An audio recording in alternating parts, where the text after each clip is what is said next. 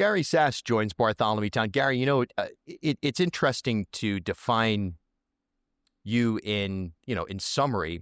I think of you, I guess, as somewhat of a moderate Republican voice from more of an academic angle. But how would you describe yourself? Before we get into that, we're here today to talk about a piece you wrote in The Hill that outlines the future of the Republican Party from your standpoint. But as a Rhode Island voice, how would you kind of categorize yourself in your work over the years? I would define myself as a traditional Republican, somebody that wants to work, with all political factions to try to solve problems, but coming at it from a center-right perspective. Your most recent work, I know, has included the Hassenfeld Institute. What, just in summary, I guess, define your career? What have you done over the span of time here? I've been in the nonprofit world. I worked at RITEC for several decades, which is a public policy think tank. I worked in political campaigns as one of the chairs of the Rubio campaign in 16. I was a Kasich delegate to the 16 convention.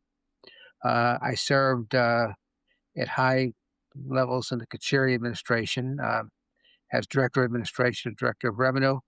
But prior to that, I took leave of absence, and I was Bruce Emlen's fiscal advisor in '92 when we were going through the banking crisis, and chaired Governor Almond's transition team when he was elected governor.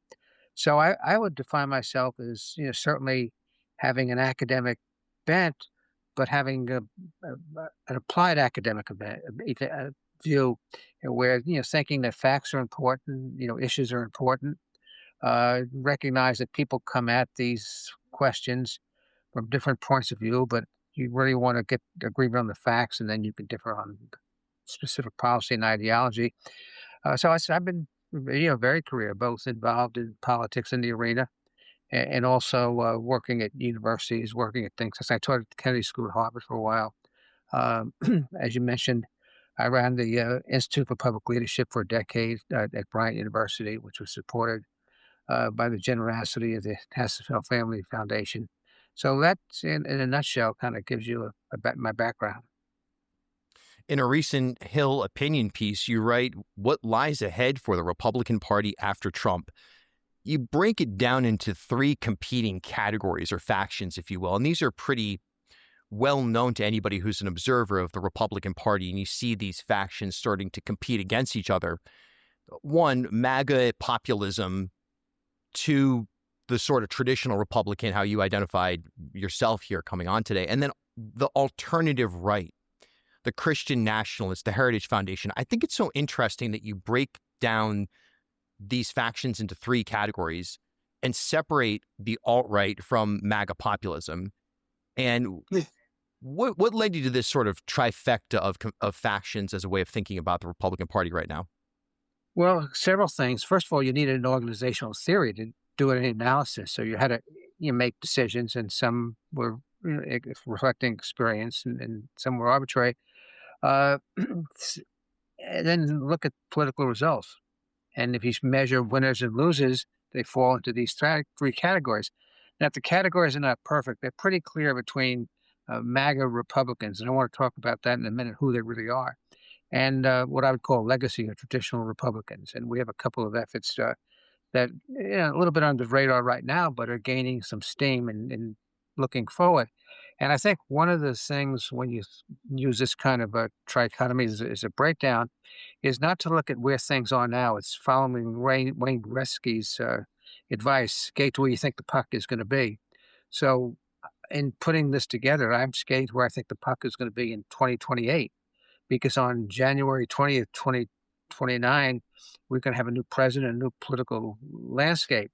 And so the game I'm playing is to figure out how you win with moderate, conservative, center-right, traditional public Republican views. And there are a couple of things that give me grounds for optimism, too. There were some studies done by a group called More Common, which is a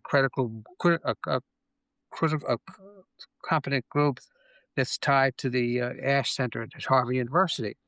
And what they found was that 40% of Trump's voters say MAGA is important in determining their political identity. That means 60% of Trump voters are not that tied to MAGA. And while we know what MAGA has addressed, it's addressed populism. It's built on institutional distrust, cultural grievances, etc. It doesn't have a governing philosophy. So if 40% of the people 60% of the people in the movement don't tie their identity long term to MAGA, and MAGA hasn't defined a governing philosophy, it becomes very situational as to what the leader says and following the leader.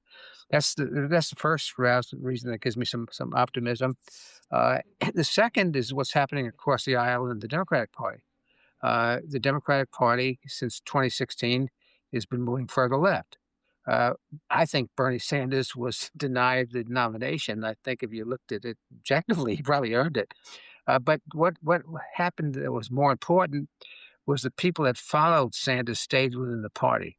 They were more left than the old party, but they stayed within the party. And the second thing that's happening is so-called, and I got to be careful when I use titles, but the so-called Democratic Socialists, the Madamis of the world, several people who won primaries last night for federal office, uh, are within the party. So the base of the party may be moving further to the left. And that opens, so those two things open up opportunity. The MAGA people, not 60% of MAGA people not identifying their future with MAGA, and the Democrat Party moving further and further to the left opens up something in the middle. And I think if the Republican Party uses its head and acts like a big tent, is welcoming, compromises, deals with real issues, there's a big hole that you can march through.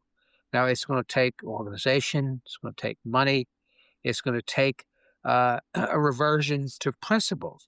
And there are really 6 principles. I don't want to get too academic, but I'm one of the co-chairs of the group called Our Republican Legacy, which is working on a national level. We're organized now in 30 states. And we have 6 principles. And if these 6 principles guide what we're doing in Rhode Island and elsewhere, we can be in the fight. A lot of work. We're not in the fight yet, but a lot of work needs to be done. And the 6 principles are reject extremism. And that goes back to Abraham Lincoln of promoting national unity, not extremism. The core principles in the Constitution, due process, check and balance, respect those. Reversing, and this gets into policy areas, where we have a lot of differences, but reversing fiscal irresponsibility, the high level of debt, irresponsible spending, I think a lot of the affordability agenda ties back to we can't afford the amount of government that we have, but there's a fiscal responsibility issue. Promoting equal opportunity as opposed to guaranteeing outcomes. That's always been a Republican point of view of equal opportunity, not guaranteed to outcomes.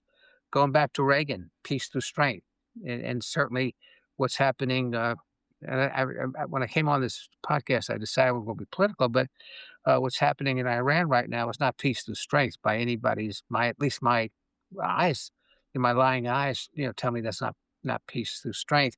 So peace through strength, and then I would say 21st century building a competitive climate for development of jobs in business. Used to be called free enterprise. I'm not quite sure how you define it now, but strengthening the business climate so people will invest in the private sector will grow. Those are 6 principles. If we then can take issues and have our issues consistent with those principles of governing, there's a hole for us. But it's a lot of work, as I said, in raising money and getting out the message. And there are a couple of things that are happening right now. I mentioned our Republican Legacy that I work with. We also organized a group in the state called the Rhode Island Republican Problem Solvers Caucus. And we're meeting soon, and we've developed we're going to develop more issue papers. One is on what will happen to the state if it doesn't have an economic policy that addresses AI. And we could talk about all the other economic development theories you want. The reality is we're coming up against a crunch, and there are some good things that were done in the state. I think what Jim Langevin's done, Rick deserves commendation. I think some of the things the McKee administration has done on trying to identify problematic issues, dealing with AI is fine, but no one has, and they talk about innovation, but beyond talking about innovation, we do not have a strategy. And I'm talking about an economic strategy. I don't really care about the rest of it. It's an economic strategy because that's where the rubber meets the road as far as the well-being of people in this state and elsewhere. And so we're going to have some definite suggestions on what this innovative economic strategy should look like in dealing with AI, based on the Republican principles that I mentioned. Same thing with housing. I think Mayor Smiley may have pointed this out.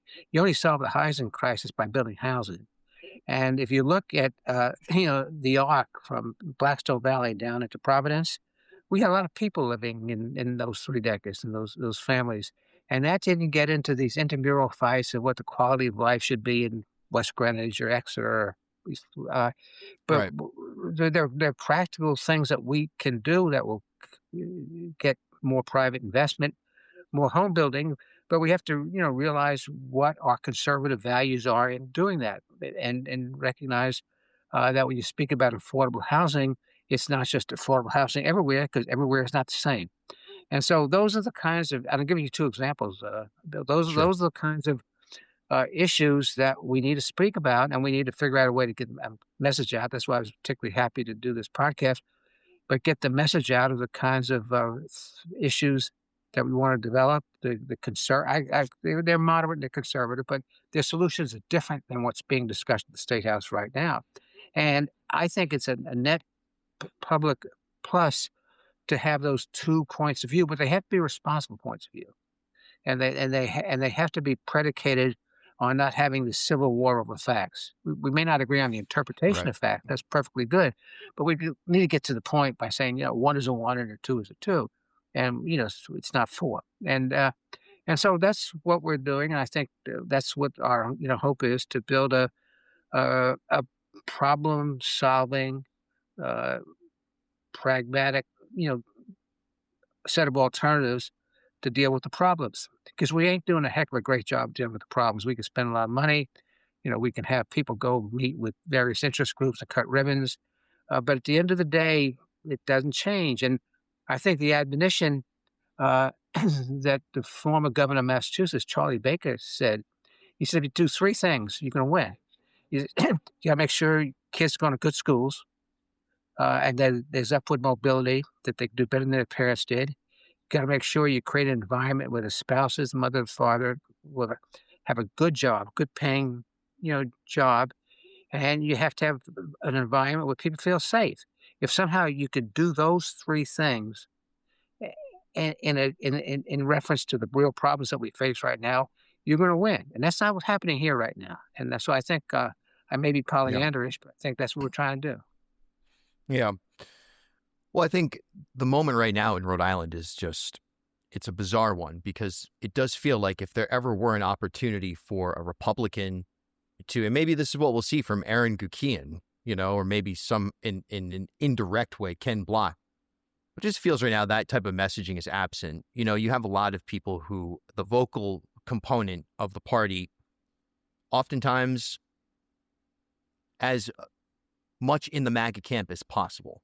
And Yeah. so that, how much of that absolute fact that just on a media basis, you have leading Republicans right now, or leading Republican voices that lean so heavily into the MAGA camp, how difficult does that make it for someone trying to organize the way you are to even get a message out without being dismissed as, whatever, rhino or whatever it is? We've seen this play out now on the senatorial level. We've seen it play out on the local level. There are exceptions, for sure, recent ones, but by and large, this is the challenge right now for the Republican Party. And the cultural and economic issues aside, it's, hey, Trump it seems to be a king-making type of moment. He's a king-making. It is a king-making, and because 35% of the party, which is a big block, is with Trump, lock, stock, and barrel, and it's a tremendous challenge. I don't minimize the challenge, and we face some very difficult odds. We have to get our message out, and one of the issues that I have, and I don't want to sound like I'm complaining, is how do we deal with the media? The media has changed. When there was a statewide newspaper of record, You could figure out who the reporters were. And everybody read, the newspaper or dealt with the 3 television stations and the 2 radio stations that did, public affairs. Different environment. Different environment. So the things that I've been discussing with you of what our positions are on these issues, we face some steep hurdles in getting the message out of what we're thinking about, why we're thinking about it. And we have some people working, with us who are knowledgeable about social media communications processes today, but that's a steep hurdle. The second hurdle is demographic. And the people in the Republican Party that control the party, a MAGA, people, and they're in that 35%. So the second challenge is how do we grow the party? How do we get people like us, involved in positions? And the only thing you could do is by working the system. And so we have, and we're organizing as a 501c4. And without sounding too nerdy, that means we can educate people, we can take stands on issues, we can criticize candidates, but we can't support candidates overtly. We can't, support run for election. And we thought that was important because we thought the first step that we had to take was to focus on state and local issues. One of the things we have to do, which is to have people recognize that we're trying to solve state and local problems. Trump is going to be history. And we have to, in doing that, look beyond 2026. My field of vision is what are we going to be like in 2028? Are we going to be competitive? Are we going to be able to identify people who want to run as traditional Republicans who think they got a shot to do something, to be successful in a political environment? So I see that as the window. 26, we have to get going, and the kinds of things that you and I have been discussing are the start. But the challenges, like I mentioned, I don't want to repeat myself, are very, very going to be very difficult to overcome. We have good people working on it. If you look at the list of people who are our founding people, you'll see they're experienced. We've also recruited a few more since you've seen that list who are new. And it's building from the ground up. It's hard. Gary Sasse, a Rhode Island Republican voice from a perspective you don't hear a lot, like we just described, at least in terms of broadcast media, social media, but no doubt is there, and a lot of ideas, including this Hill piece. Thanks so much for your time today, Gary. Appreciate your time. Thank you. Our friends at the Coast Guard House have a new summer program starting this Thursday at 3 o'clock, Sound Waves, and it features DJ Dayglow. Bob Leonard from the Coast Guard House and DJ Dayglow join us here to talk about what's happening in Narragansett. Bob, what was the idea behind this? We wanted to bring entertainment back to the deck. Spinning vinyl records is nostalgic, just like the Coast Guard House is. It's an interesting parallel, the analog musical performance, sitting by the ocean, kind of slowing down and going back to the roots. Is that the idea here, DJ Dayglow? That's definitely it. I really love creating intentional spaces with my music. So really picking records, slowing down, picking music that I think really complements the summer sounds of the Coast Guard House and the beachy vibes. I think it's going to be really exciting. Bob, I think we got to get one of the sign-offs if you'd be so willing. See friends, see food, see view. The Coast Guard House restaurant.